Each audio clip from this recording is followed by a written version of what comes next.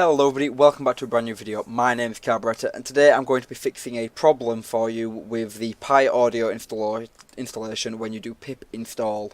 Now if you ever try to install this package and you go into the command prompt and you type in pip install PyAudio, you've probably been met in the last couple of months by an error that it tells you that you need to install Windows, Visual C++, or some other error along those lines. Somewhere, if you actually read the error, you'll see that it says .whl. Now, what the .whl extension stands for is wheel, and a wheel file is what is used to actually construct and install a package inside of Windows.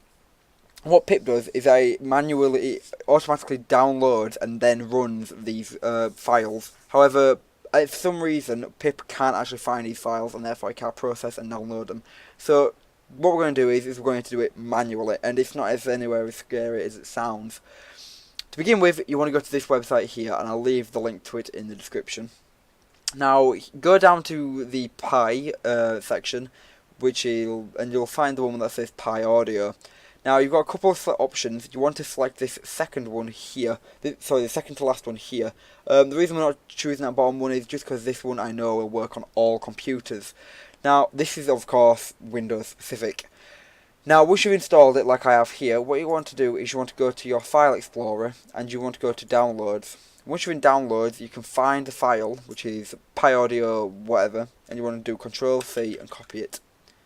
Once you've done that, you want to hit the Windows button and R, and this will bring up the run command. And what you want to do is you want to type in %appdata%, and click OK. Once you're here, you can click on the backup button and go to the local file. Once you're inside the local file, you want to go to Programs, Python 37 or 32, and then into Scripts. Once you're in Scripts, what you want to do is you want to hit Control-V, and that'll paste it into here. Once you've done that, you want to go into this header here and put in a backslash, and you'll have this extension here. Once you click on that, just click escape so it doesn't actually run the file, and then you want to re-click on the header here, do Control-C, and you'll have copied this entire path into your clipboard.